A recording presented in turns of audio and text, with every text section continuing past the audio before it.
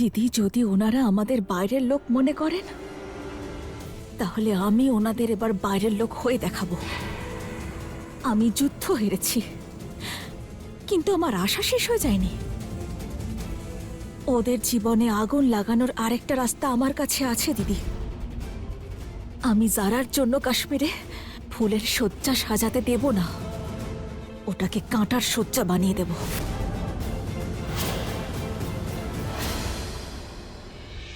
সঙ্গে গরম পোশাক নিয়েছিস তো যারা? হ্যাঁ আমি নিয়েছি সব, তুমি চিন্তা করো না।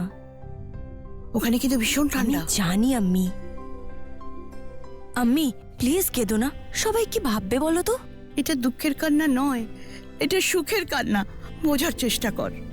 আমি খুব খুশি যারা তুই আর কবিরা একসাথে প্রথমবার বাইরে ঘুরতে যাচ্ছিস। আল্লাহ করুন তোমাদের ভালোবাসা এইভাবেই যেন বাড়ে।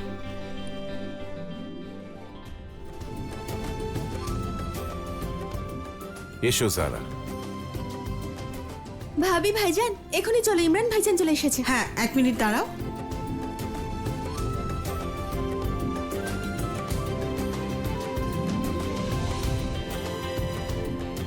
আল্লাহ হাফিজ। আল্লাহ হাফিজ। আল্লাহ হাফিজ আম্মি। আল্লাহ হাফিজ যারা। মঙ্গল কামনা করে কোনো লাভ নেই আম্মি, কেননা আপনার ছেলের সঙ্গে আপনার বৌমা সুস্থ অবস্থায় এ বাড়িতে ফিরে আসবে না ইনশাআল্লাহ।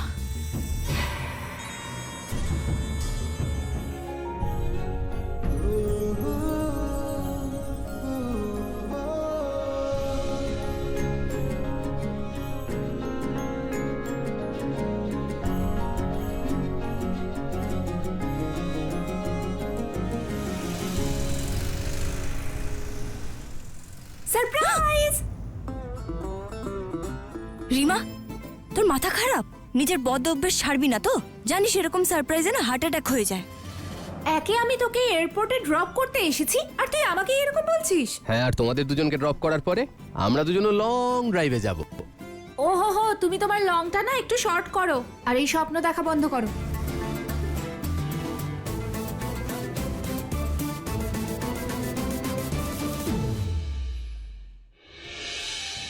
এটা জারা সিদ্দিকীর চ্যাট প্রোফাইল। কিন্তু তুই এটা ওপেন কি করে করলি?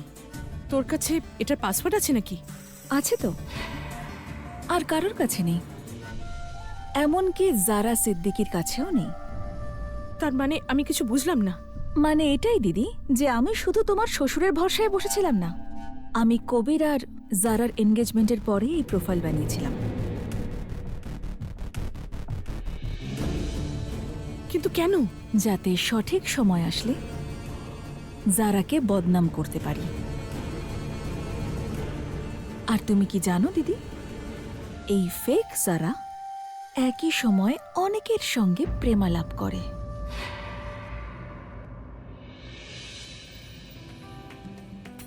এটা কি?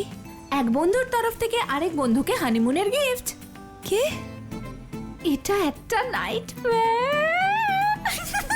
রিমা, তো সত্যি মাথা খারাপ হয়ে গেছে কি?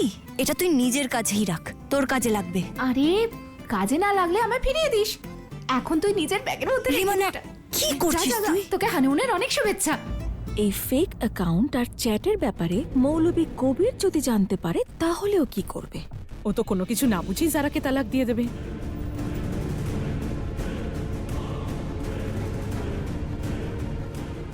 চলো, সময় হয়ে গেছে। আর এই জারা সিদ্দিকীর কাশ্মীরেও একটা প্রেমিক আছে। বাহ বোন, তুই তো বেশ চালাক দেখছি। কি করব দিদি, কবিরের জন্য প্রেম আমাকে চালাক করে দিয়েছে। আর তুমি না অনেক দোয়া আর কিছু টাকার ব্যবস্থা করে দাও। যদি আল্লাহ চান তাহলে আমি কাশ্মীরে জারা আর কবিরকে এক হতে দেব না। তুই কাশ্মীর যাচ্ছিস? হ্যাঁ, জারার থেকে কবিরকে ছিনিয়ে আনতে।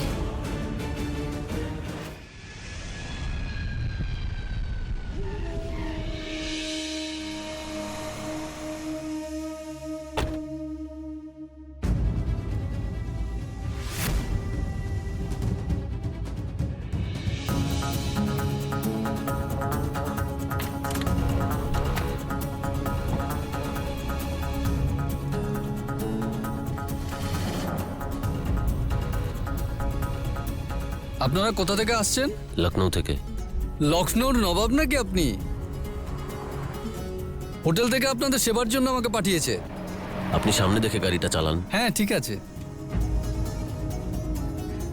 একটা কথা তো আপনাকে বলাই হয়নি, কাশ্মীর খুব সুন্দর জায়গা, ভূস্বর্গ বলা হয় একে, খুব রোমান্টিক জায়গা জনাব।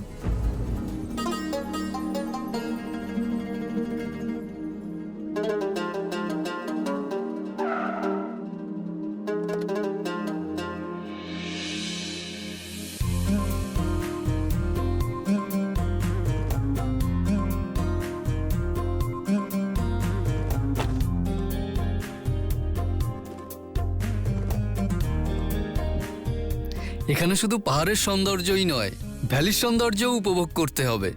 আজ আপনাদের এমন জায়গায় নিয়ে যাব যে আপনারা শুধু দেখতেই থাকবেন। আপনার টুপি। আরে হ্যাঁ, চলুন চলুন। চলুন। আহ, আমি ধরবো কিছু? না না না জনাব, আপনি আমাদের অতিথি, আসুন।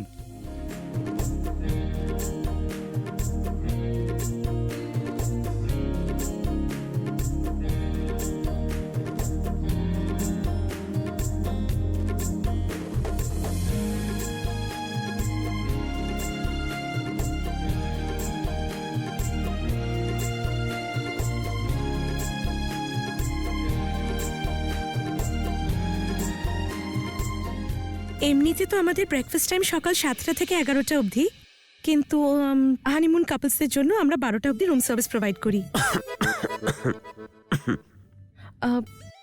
বেড বেশ সফট এবং স্ট্রংও।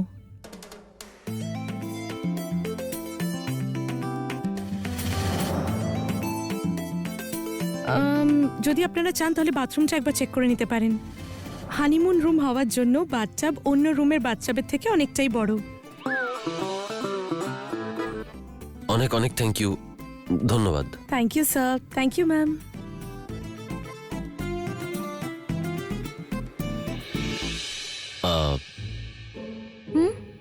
বাথরুম চেক করে নিতে পারো তুমি? কি? জল আসছে কিনা? জল জল?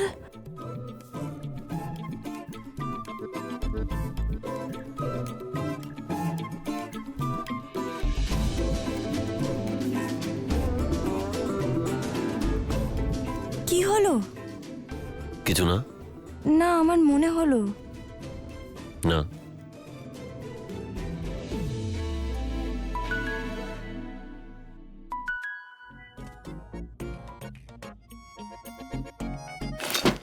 হ্যাঁ রিমা,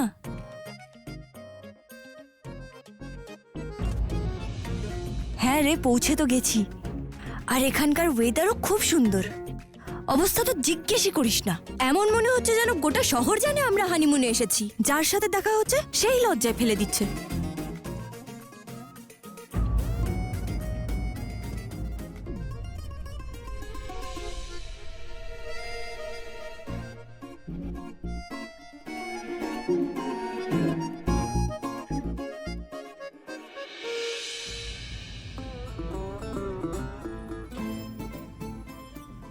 হ্যাঁ,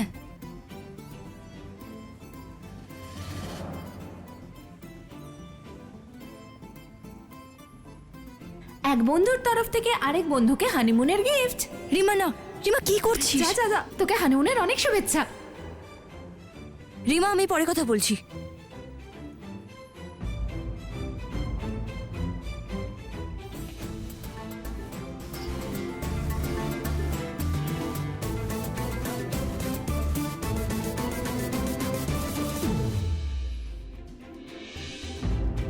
আমার ব্যাগে হাত দিতে তোমার লজ্জা করলো না?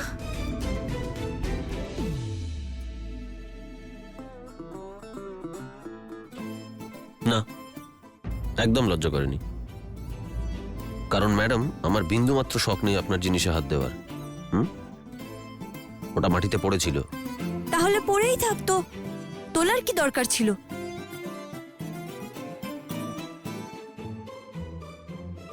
এমন জিনিস নিয়ে আসাই বা কেন, যেটা লুকিয়ে রাখতে হবে? আমি নিয়ে আসিনি, আমাকে জোর করে রিমা দিয়ে দিয়েছে। রিমা, আমি মানছি আমাদেরকে জোর করে হানিমুনে পাঠানো হয়েছে। অবশ্যই কিন্তু আমার মনে হয় না আমাদেরকে এক রুমে থাকা উচিত। মনে হচ্ছে। এখানে কোনো সোফাও নেই যেখানে তুমি শুতে পারবে।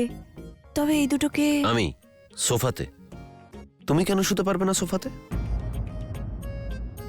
আমাদের মধ্যে যেই সুখ, কিন্তু কোনো সোফা তো নেই, শুধু এই বেড আছে শোয়ার জন্য। তাহলে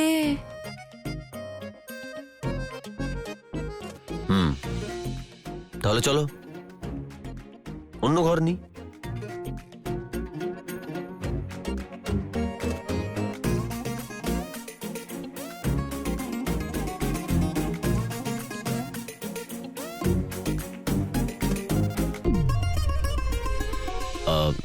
excuse me. Yes sir, yes ma'am. হ্যাঁ, ওই আসলে না বলো। বলছি, আমি অনুরোধ করব আপনাদের, ওই যে রুমটা দিয়েছেন আমাদের, কবির, অন্য একটা ঘর চাই। আমাদের আরেকটা ঘর চাই। আমরা কোনো জোক শোনালাম যে আপনি হাসছেন? আরেকটা রুম চেয়েছি, জাস্ট দিয়ে দিন। I am really sorry. যদি আপনারা আমাকে আগে থেকে জানাতেন তাহলে আরেকটা এক্সট্রা রুম ব্লক করে রাখতাম। কোনো ব্যাপার না, এখন তো বললাম, এবার দিয়ে দিন। Ma'am, we are really sorry. আগামী 2 দিন পর্যন্ত আমাদের কোনো রুম অ্যাভেলেবল নেই। হ্যাঁ, আপনারা বললে তারপরে আমরা।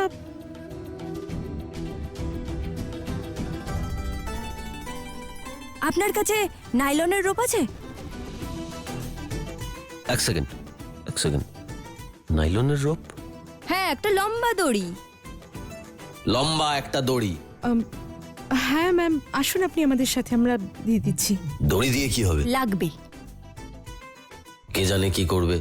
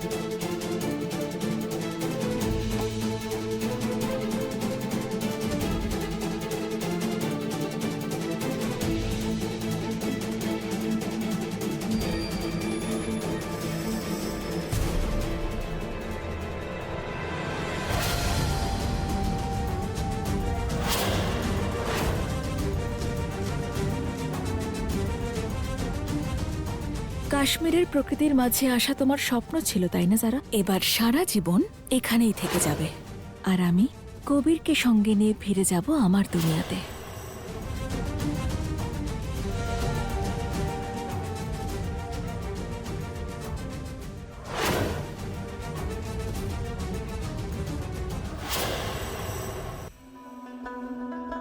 আমিও না জিনাত, আমার তো নিজের ওপরই রাগ হচ্ছে। এটা কেন আমি ভাবলাম না যে তোমারও ছুটির দরকার আছে। যাকে দেরি হলেও আমি তো বুঝতে পেরেছি, এই জন্য তুমি, কায়সান, আয়ান আর রুকসার 4 জন কেরালা যাবে। এখন আর এর কোনো প্রয়োজন নেই আম্মি। জিনাত, কেন দরকার নেই? শাদির এত কিছু কাজকর্ম সব তুমি সামলেছ, সবকিছু তুমি আর রুকসার সামলেছ। যাবে, ঘুরবে, ফিরবে, তোমার ভালো লাগবে। আর তাছাড়া আয়ানেরও তো ছুটি শুরু হয়ে গেছে। আমার তো মনে হয় তোমাদের যাওয়া উচিত। প্যাকিং শুরু করে দাও।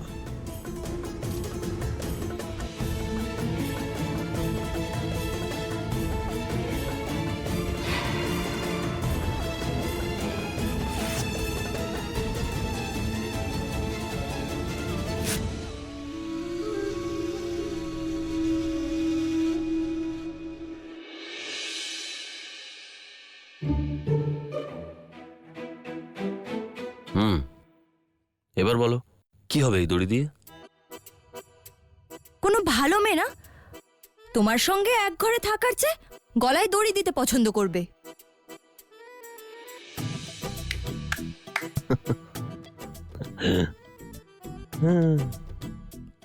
দাও, আমি বেঁধে দিচ্ছি, ফাঁস, ঝুলে পড়ো। আমি ফাঁসিতে ঝুলবো না। কেন? ভালো মেয়েরা। আমি ভালো মেয়ে আর বুদ্ধিমতীও। আমি এই বেডটার পার্টিশন করব। বেডের ওইদিকে তুমি শোবে, এদিকে আমি। যারা, কোনো দরকার নেই, আমি মাটিতেই শুয়ে যাব। পার্টিশনের দরকার নেই। এটা লখনৌ না কবির আহমেদ, এখানে ঠান্ডা পড়ে। সকাল অবধি না হজরতগঞ্জের কুলফি হয়ে যাবে, আর সব দোষ আমার হয়ে যাবে। আমি এরকম কিচ্ছু চাই না। নাও, আমাকে সাহায্য করো।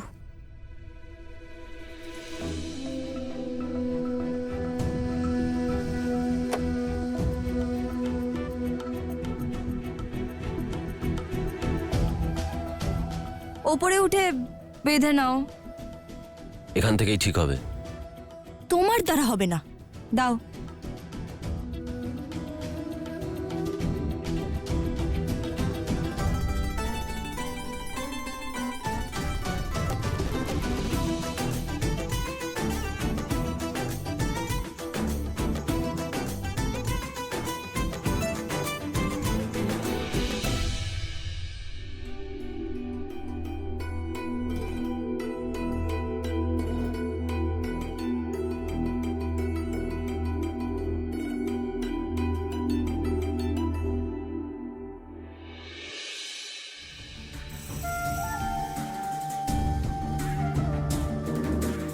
আমি তোমার শহর কাশ্মীরে এসেছি সিরাজ। কি অপূর্ব সুন্দর এই জায়গা। আর আমি এই হতভাগ্য যারা এমন এক মানুষের সঙ্গে এখানে এসেছি যাকে আমি মন থেকে মেনে নিতেই পারিনি। যদি এমন কেউ থাকতো।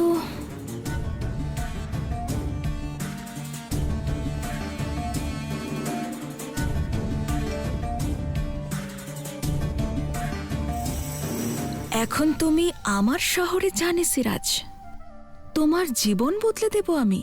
খুব জলদি তোমার জীবনে এমন কেউ আসবে যাকে তুমি আর তোমার মন আপন মনে করবে।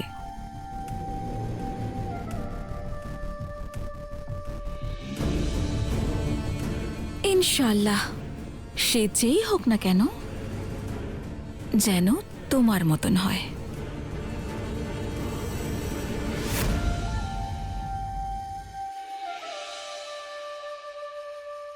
যারা, লাইটটা একটু নিভিয়ে দাও। তুমি জানো না আমি অন্ধকারে ঘুমাতে পারি না। আমি লাইট অফ করব না। ঝগড়া করা উচিত নয় আমাদের। সেটা কি আনন্দে? তোমার অনেক কিছু।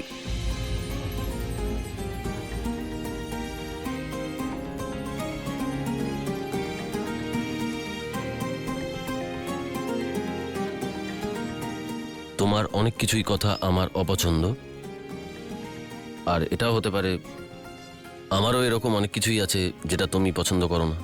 আর এমনিতেও আমাদের এখানে জোর করে পাঠানো হয়েছে। 4-5 দিন যখন এখানে আমরা একসঙ্গে, প্রত্যেক মুহূর্তে একসঙ্গে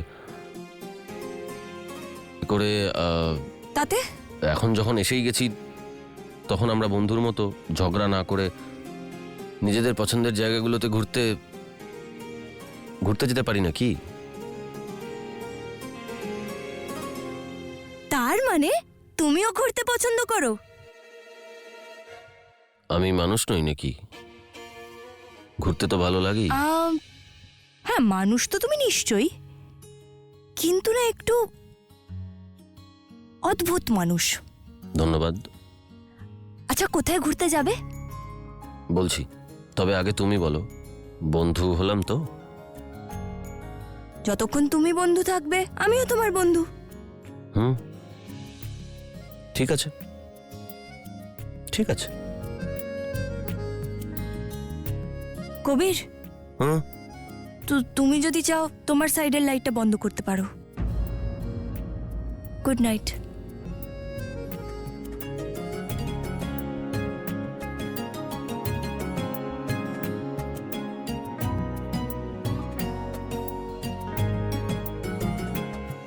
যারা হুম? ধন্যবাদ।